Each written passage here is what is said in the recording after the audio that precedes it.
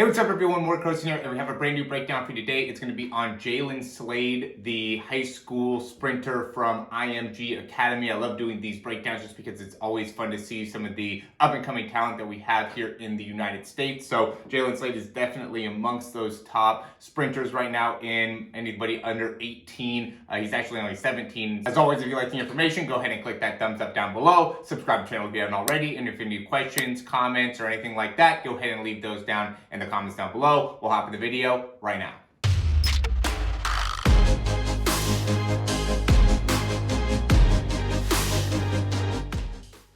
All right, so this is going to be his 60-meter dash, and this is at the Adidas Indoor Nationals. And we can see that Jaylen Slade is right here. I would say that the big thing it seems like he can work on, because he runs such a great 400. He ran in the same event.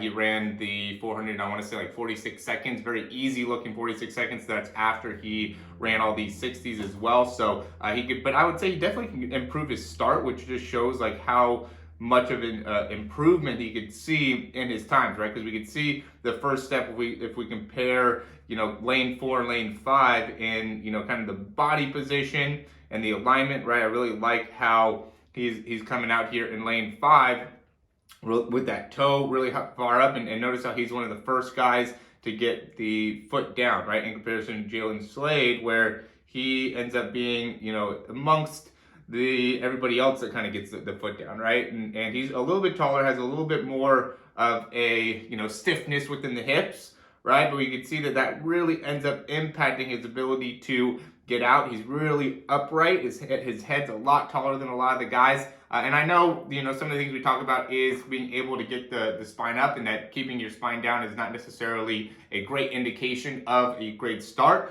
But in this case, you could tell that by him working on his hip mobility and maybe even spine mobility, he could actually end up really impacting his start a lot. He's still doing a great job of getting triple extension here, but the second step takes a good amount of time, and he's not able to transition out of it very well. So he ends up getting himself really behind here early, just because he just doesn't have as clean of a start. So now we'll go into his drive phase, though. He has an excellent drive phase. You can see how he's doing a really good job of being able to drive those knees up. And from here, because of his start, he actually ends up being in a pretty good position to be able to have a really great drive phase, just because he's already pretty upright.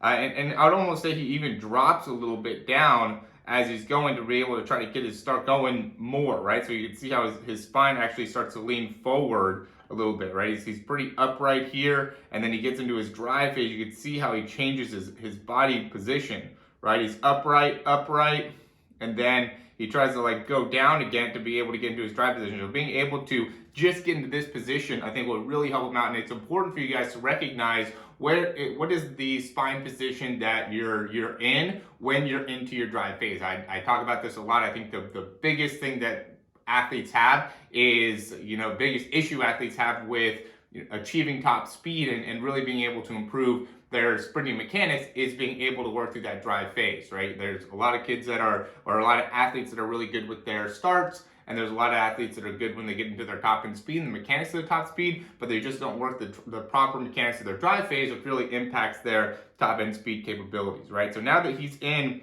that drive phase, he starts to be able to really catch up a lot of ground very quickly on a lot of these guys. And you can see he just has a lot of ability to achieve hip flexion really fast, right? Drives that knee up and gets a lot of extension in the hamstrings very easily and very quickly. Once we get closer to the top speed, we'll get some of the numbers on that.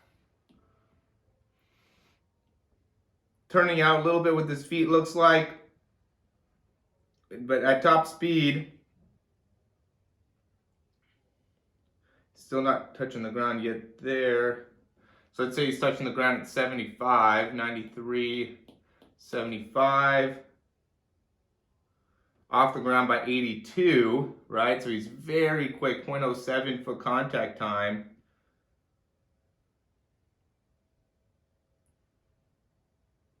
And then touches back down at 94.19. So what's that?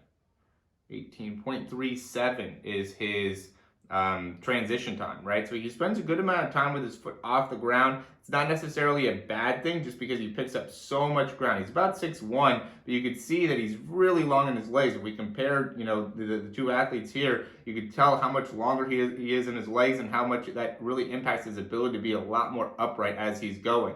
Right, so he really achieves a nice position with his posture, really upright, and really is able to gain a lot of speed, a lot of great top end speed. Right, I could see him being, if he's not able to, make a big difference in his start, I could see him being a great 200-meter runner just because he has so much of the body for it with the long limbs and such a great ability to be able to transition the legs fast. Very unique in how he runs though, right? He has 0.07 foot contact time, so he's very explosive. When his foot hits the ground, he's really quick, able to generate a lot of force off the ground, but then he's also really long in his stride. 0.37 transition times means he's really taking up a lot of ground in each one of his steps, not taking as many steps, which makes it so with all that power and all the amount of space he's able to pick up per step, he's really able to get to his top speed very, very smoothly. And a lot of that has to do with his ability to generate a lot of force during that drive phase and really has a clean drive phase in being able to transition from being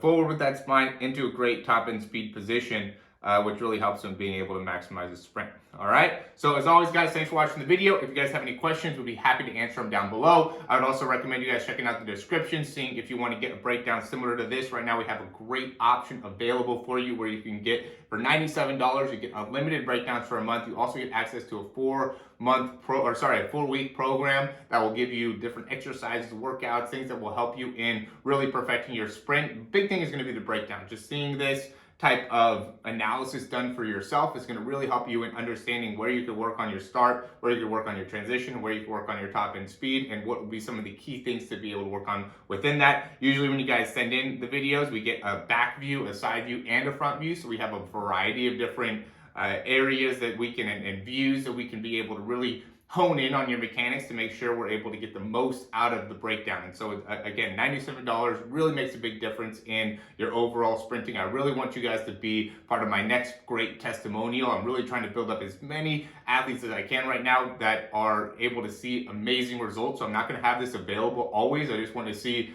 some guys have some amazing results in 4 weeks. And so if you sign up down below, you'll be able to be part of that program. Again, it won't be going on forever. I just want to get 10, 15 guys that really see some great results within a 4-week period. Only $97. Check the description. Thanks for watching. Talk to you soon.